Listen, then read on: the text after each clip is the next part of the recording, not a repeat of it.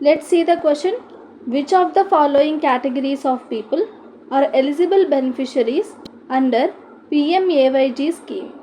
What is the PMAYG scheme? It is Pradhan Mantri Awas Yojana. Awas Yojana scheme అన్నమాట.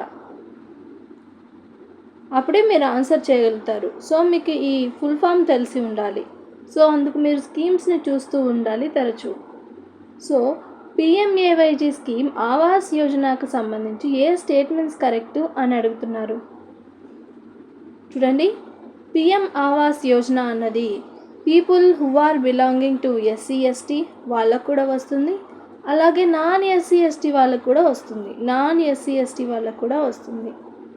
Clear? Next of kin of defence personnel killed in the action, ఎవరైతే వార్లో చనిపోయి ఉంటారో defence వాళ్ళ పిల్లలకు కూడా వస్తుంది. Next, ex service men and retired members of the parliamentary forces paramilitary ఫోర్సెస్లో ఎవరైతే ఎక్స్ సర్వీస్ మెన్ రిటైర్ అయ్యారో ఆ మెంబర్స్కి కూడా మనకు ఆవాస్ యోజన అనేది వర్తిస్తుంది. So answer is all of the above. అందరికీ ఆవాస్ యోజన అన్నది లభిస్తుంది. ఇంకా ఎవరెవరికి లభిస్తుంది అన్నది మనం ఇప్పుడు తెలుసుకోవడం మనకి చాలా ఇంపార్టెంట్. ఒకసారి చూడండి, ఎస్సీ ఎస్టీ వాళ్ళకి లభిస్తుంది. ఫ్రీ బాండెడ్ లేబర్ ఉంటారు కదా, ఫ్రీ బాండెడ్ లేబర్ వాళ్ళకు కూడా వర్తిస్తుంది. అలాగే నాన్ ఎస్సీ ఎస్టీ వాళ్ళకు కూడా వర్తిస్తుంది. అలాగే విడోస్కి వర్తిస్తుంది.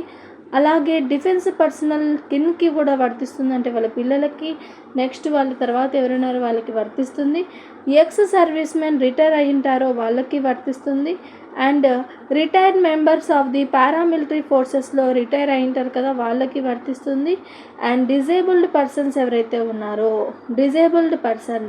డిజేబుల్డ్ పర్సన్స్కి వర్తిస్తుంది. అలాగే మైనారిటీస్కి కూడా వర్తిస్తుంది. డిజేబుల్డ్ పర్సన్స్కి అలాగే మైనారిటీస్కి కూడా ప్రధానమంత్రి ఆవాస్ యోజన అన్నది వర్తిస్తుంది. ఇవన్నీ మీకు మోస్ట్ ఇంపార్టెంట్, ఒకసారి గుర్తుపెట్టుకోండి. క్లియర్? నెక్స్ట్ వచ్చేసి ప్రధానమంత్రి ఆవాస్ యోజనలో మనం చూసినట్లయితే ఏది ప్రధానమంత్రి ఆవాస్ యోజన స్కీమ్ కంటే ముందు మనకు ఇందిరా ఆవాస్ యోజన అన్నది ఉండేది. ఏ పథకం ఉండేది? ఇందిరా ఆవాస్ యోజన అనే పథకము ఫస్ట్ మనకు ఉండేదన్నమాట. ఈ ఇందిరా ఆవాస్ యోజన అనే ఈ పథకానికే పిఎం ఆవాస్ యోజన అనే పేరు మార్చడం జరిగింది. ఏ ఇయర్లో మార్చారు? ఏ ఇయర్ అన్నది ఇంపార్టెంట్. 2016 ఏప్రిల్ 1, 2016లో ప్రధానమంత్రి ఆవాస్ యోజన అన్నదాన్ని ఇందిరా ఆవాస్ యోజన అనే ప్లేస్లో రీప్లేస్ చేయడం జరిగింది. ఈ స్కీమ్ని పేరు మార్చారన్నమాట 2016లో. ఓకే, దీని గోల్ ఏంటి? What is the goal behind Pradhan Mantri Awas Yojana? 2022 కంతా హౌసింగ్ బై ఆల్, అందరికీ హౌసింగ్ ఉండాలి అని ఫస్ట్ ఫిక్స్ చేసిన గోల్. ఓకే, 2016లో స్టార్ట్ చేసినప్పుడు ఫస్ట్ ఫిక్స్ చేసిన గోల్ ఎప్పటికీ? To achieve housing by all, అందరికీ ఇల్లు ఉండాలి 2022 కంతా అన్నదన్నమాట. Okay, this is the thing. And Pradhan Mantri Awas Yojana కింద చాలా ఇల్లులు అయితే మనకు ఇవ్వడం జరిగింది. ఏ హౌసెస్ని ఇచ్చారు? పక్కా హౌసెస్ని ఇస్తారనమాట. పక్కా హౌసెస్ని కట్టించి ఇవ్వడం జరుగుతోంది హోమ్లెస్ పీపుల్కి.